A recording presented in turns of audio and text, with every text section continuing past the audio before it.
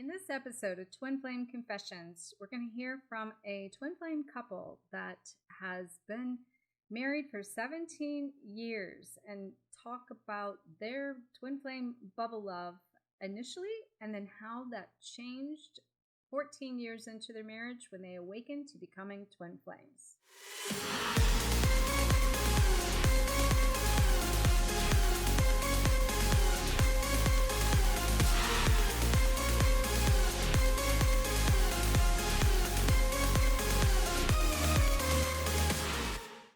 Hello, fellow flames. In case we haven't met, my name is Dr. Harmony, and I will help you live fearless, live loved, and live free. In this episode of Twin Flame Confessions, I have a beautiful couple, twin flame couple, Brad and Stacey, with us that's going to share their journey with us over a series of Twin Flame Confessions videos. And in today's topic, we're going to be talking about the twin flame bubble love. And then we're going to proceed through different episodes for different parts of their journey.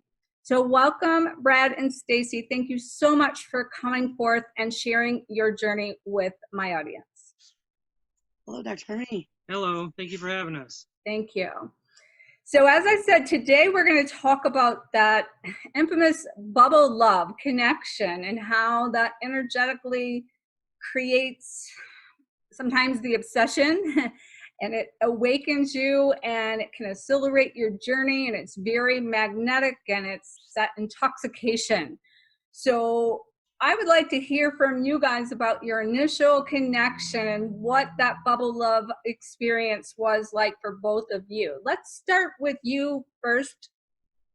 Stacey, you share first and then we'll hear from Brad on his side of the story. Well, I think mine was kind of hard because I didn't want to be loved. You know, I didn't want to be in the middle of, oh. So when it hit me, it was like, ew, really. And I thought to myself, okay, wait a minute here. This is too much. This is too much. It's too good. It's too right. It's no. And I think right away I started trying to run, but I think you had a different choice. Then when I let myself like breathe, it was mushy and it was fun and it was honest and it was pure and it was like nothing I've ever had before. I complete. It literally was. I literally felt completed. I felt like I was everything inside me was sewn up. When I wasn't with my twin flame, I felt like I was alone. I felt like I was distracted from everything. I felt like I couldn't connect with anything. I could only understand half of what I was doing. And I know that sounds completely ridiculous, but it's so true. And then when he came into my life, it was like a whole nother, if you will, understanding. Of yourself? Of myself. Okay, can you share just a little bit about what you mean by that? I actually could take the time to look inside of everything that has happened to me and love myself for it. Believe in myself because I went through it. Truly know myself. Truly know that this was going to be me for the rest of my life.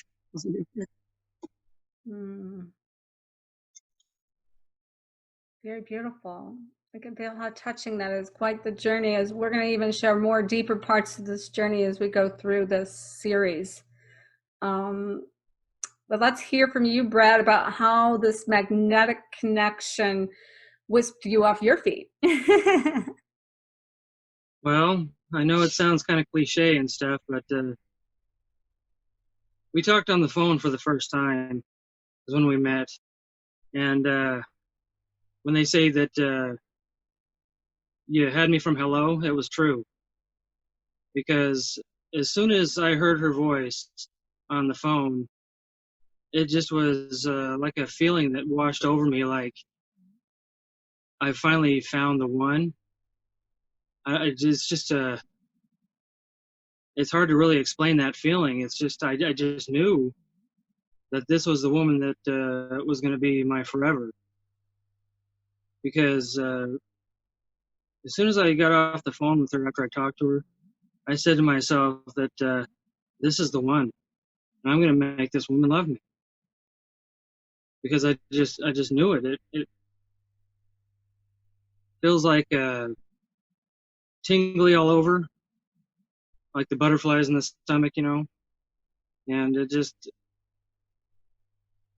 was the best feeling in the world. And for the first time in a long time, I had been single for a while after being divorced from my first wife. And I was always just dive into work and not wanting to really pay too much attention to the rest of the world because it hurt too much. Mm. But as soon as I talked to her, it was different. I could see colors again. I could smell the flowers outside. It was I felt like I wanted to live again. Mm. So she's been the best thing that's ever happened to me. Mm. And I'll never let her go. Mm. How did the two of you meet? Oh God. Well, I guess this will be one that you've never heard before. Okay, I like I that. was in prison. Mm. And I was see my past life. I made some seriously wrong choices in my life, and it put me in timeout. And for that, I am the most grateful in my life because it gave me the opportunity to change who I am today. I was in there for armed robbery because I'm sure everybody's gonna ask. Everybody's gonna want to know why was she in prison. But I've reformed and I've changed my life. And I, how many years did I do? A lot. 7 years. And while I was there, I met a lady. And oh gosh, Dr. Harmony, talk about coincidences that are actually not coincidences; they're really meant to be. I met a lady by the name of Stacey. Mm. And in prison, they have this program that's called TP. It's called Therapeutic Community, which they basically rip you down and tear you apart to build you back up to help you learn why it is, who you are, what you've done. I personally do not believe in that way because it is so vulgar and so mean and so in your face fighting, but not fighting. It tends to traumatize a person more than it does anything. I can honestly say the only good thing that I got out of it was my husband. Because I learned a lot, but at the same time I learned how to hide a lot, which was not good.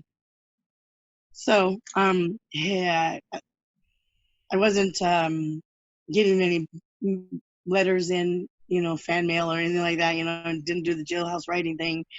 I had kids on the streets. My mom wrote me once a month and told me how my kids were doing, and that was it. So his ex-wife came up to me, and her name was Stacey. She was And also in prison? Wow. Yeah. And she came up to me and she asked me, you don't have anybody that you write to, do you? And I was like, no, I don't. And I was in the middle of writing our Christmas play because that's what I do is I write drama plays and I do a lot of drama stuff and acting. And she says, I have somebody you can meet. And I'm like, no, I don't do that in her jail mail thing. And she's like, no, he's on the streets. And I was like, no, I didn't want to do it because I was there for myself. I really, really, really wanted to come out of prison and be model citizens.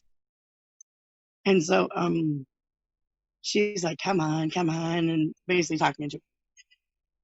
So, we ended up on the phones and she ended up calling him. And that's what he talked about, his first experience of hearing me right then and there on the jailhouse phone in prison. Now, were you in still Denver, married Colorado. to your now ex at the time, Brad? Or no? No. You were just friends with her at that time?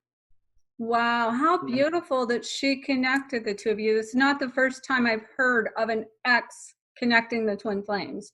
I think Right. that's that quantum entanglement that really is part of the beauty of the soul contracts of bringing people together, that the karmic partners can really facilitate some beautiful things, right? And we'll talk about that in another episode really deep, if that's okay. But right, his ex is his false twin flame per se, because when he was younger, he had something happened to him, and they told him that he was going to marry a woman by the name of Stacey, and he not only married one, but he married two. Wow, how Yeah, one of my best friends when I was a kid, his mom could talk to the spirits, and she asked if I wanted to know anything. I said, yeah, who am I going to marry when I get older? And she said, it's going to be a Stacey. And it was, and is. But the thing is that my first wife, her name was Stacey Lynette. My wife's name now is Stacey Lynn. Wow. Oh, yeah. There's so many coincidences between us that is just, you can tell just by talking to us that we are definitely one soul. Wow. We are definitely one flame. So we're going to do an episode on that twin flame signs and synchronicities. So everybody stay tuned for that next part. We will be sharing an entire part on their signs and synchronicities. But from this bubble love standpoint and this acceleration, I should back up, say activation of your souls and that template and that awakening. And it sounds like you knew for sure, Brad, but Stacey, it scared and frightened you a little bit more, right? So we'll talk about the runner chaser part as we go through this. But it sounds like it definitely accelerated this, like the personal growth and the spiritual evolution to allow you guys to both continue to evolve and elevate as two unified individuals, so that you're now together in this whole and complete unit, correct? Yes. Yes. And I do want to clarify so the audience knows that you are married, and we're going to do a twin flame reunion and marriage of twin flame series. So stay tuned for that too. But for the moment, just so the audience knows, I would love to know how long you guys have been married, and we'll hear more about your real journey in that segment. But how long have you guys been married? 17 years. Oh my gosh. I just got chills. I didn't even know this because, wow.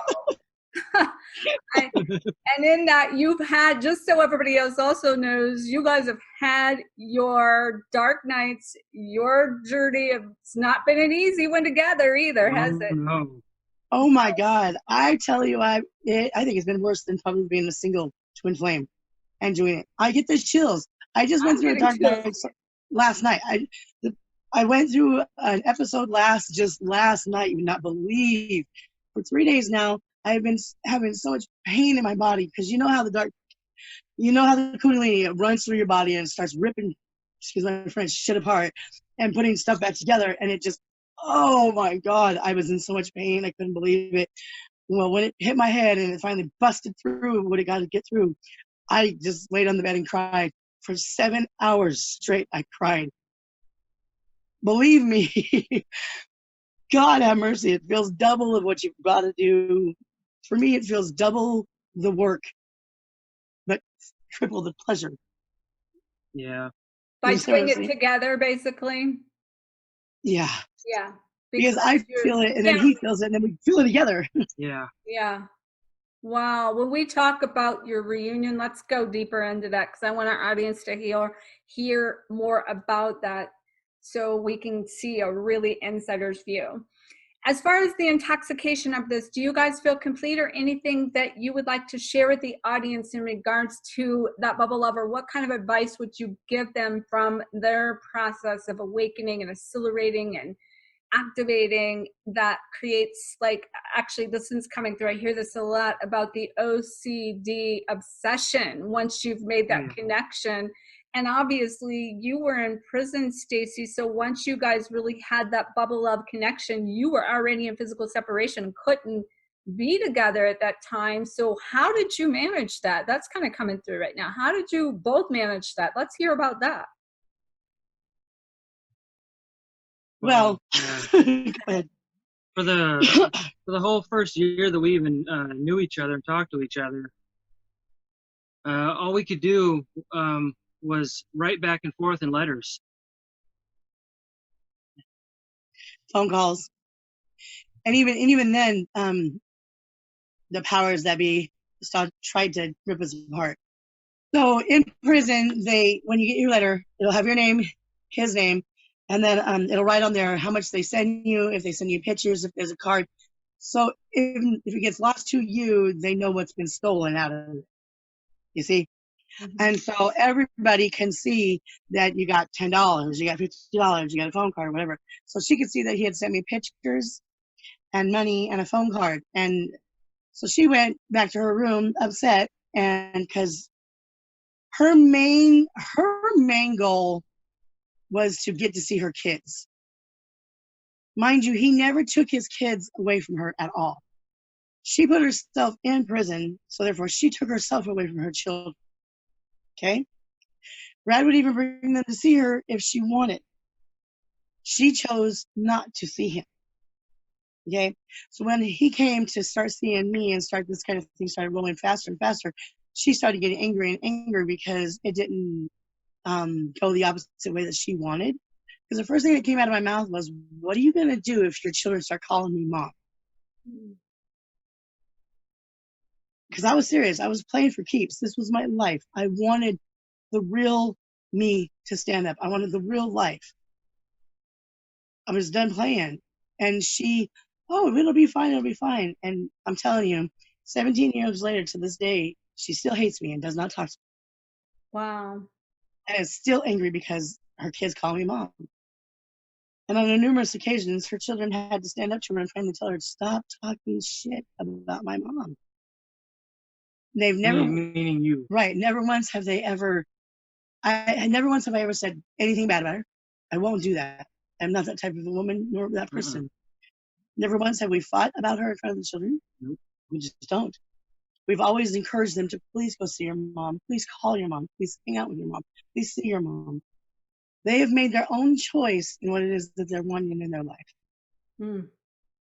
So she tried to rip us apart, and it's just. So how did that connect to your obsession of not being able to be in physical contact or being able to communicate when you wanted, technically? I mean, on some level you guys wanted to or would have, but you had constraints that kept you apart beyond your control. Yeah. Well, it even got deeper than that, Dr. Harmony.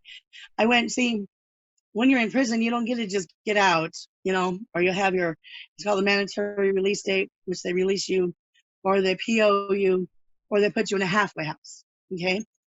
Well, I went to a halfway house, which was called The Haven, and went through a lot of stuff there because it was another behavior modification program. And so from there, I had some stuff happen. Anyway, push comes to shove, I ended up back in prison. And I told him when I went back to prison, I said, the only way you're going to be able to see me or going to be able to talk is if you marry me. Straight up. That's it. On the phone from the jailhouse. He's on the other end. The other end's dead. And I'm like, hello? Hello? Hello? And you hear the operator go, you have 15 seconds. And he's like, call me back. Oh my God. So let's pick up on that story in the twin flame marriage so we can see how you proposed and how that came. I want to know how that came, okay? So everybody stay tuned. We're going to pick up on that story. But I guess just to sum this up, from a standpoint of managing the obsessiveness that can overtake you, what would you recommend for the audience to manage that obsession inside about where they are in, like, say, with karmic partners or not able to be in physical union? Obviously, you guys didn't give up and you stayed in it for the long course of that. What would you recommend the audience do if they're in that place of hopelessness right now? I think first what we need to say, though, is all that you're not going anywhere or obsessiveness did not really happen to us until after all of our kids left to go to college. Okay. Because while our kids were in the home, we really didn't work on us per se. And this was also after you got out of prison and were... Yeah. Yes. So then it came after. right. You guys Because needed to have some kind of separation and some other things at that point, right? right. Oh yeah, yeah. Okay, we'll talk Yeah, about I that had in went. the runner chaser part. Yeah, right. Yeah. I think. Yeah. Our journey kind of went a little bit backwards. Yeah, that's what we were saying. We're trying to figure out how it is that we're kind of different from a normal twin flames because, like you said, ours went backwards. Mine did too, just so you know. Yeah. I have a Oh wow. 25-year twin flame journey that I didn't know it was twin flame until I had awakened through the process. And I say I did it backwards too. And I have. And the reason Yeah. being is because we came in as these first waiver from that many years ago, opening the portal and doing a lot of clearing and anchoring some things, just as you guys have. Yeah. That was opening the portal to what we see now and to the reunions that are coming now. And the accelerated, like back then it wasn't so fast track, like everything's fast track now. The collective energy was much more slower. There was much different karmic clearing, and now we might go just as deep, but this whole thing has been sped up from a universal timeline of the vibrational 5D energy. Says this stuff can't live in that frequency anymore, and back then it was a different frequency collectively. So Totally. Totally. Yes, totally. Yeah. We were watching one of your videos and you said, I think you said, I really feel for the twin flames that are going to come into the third opening or the third wave, because they're going to go wham and slam right into it so hard, and it's going to be so much and so intense, and you weren't shitting. I know, and I got goosebumps you saying that from head to toe, because it's like being hit by a freight train, what I see in for those people. I get it. I'm getting and the I would chills all say over my they body probably too. do deal with much more obsessiveness because of the rapid ability to clear and purge like they're doing too. Right. Their missions are different. So if you guys have not watched, those of you listening have not watched my Twin Flame series on the 3 waves of twin flames, I have a playlist. I'll make sure there's a link below that you can watch that series so that you can get up to speed with the which wave are you from. So make sure to check that out below and make sure to stay tuned. I want to again thank Brad and Stacey for coming forth and sharing their story, and we will pick up with other episodes talking about their signs, their synchronicities, their runner chaser dynamic, their reunion, and their marriage, as well as their purpose and their mission as we go forward. So for those of you that would like to follow more about Brad and Stacey's story and follow them on their YouTube channel, make sure to check out their information. That will also have links below. So Brad and Stacey, you want to share your YouTube channel with everyone so that they can get plugged into you guys' story from a deeper level? It's Dark Twin Flames. And that's your handle? All lowercase, right? All lowercase. All lowercase. Is that 3 words or one word? 3 words. It's all one word. One word. Dark Twin Flames. Dark Twin Flames. Okay, we'll make sure to put an actual link directly in this in the description box below that they can get straight over to your channel so that they can follow you. And when we get to the Twin Flame Mission series of the segment, we'll make sure to talk about your mission together and what you're sharing in that. Okay, so stay tuned, and sending everyone so much love, light, liberation, and may you always face your fears, find freedom, glow forward on fire. Make sure to check out the links below and give this video a thumbs up, and stay tuned for the next series. Thank you.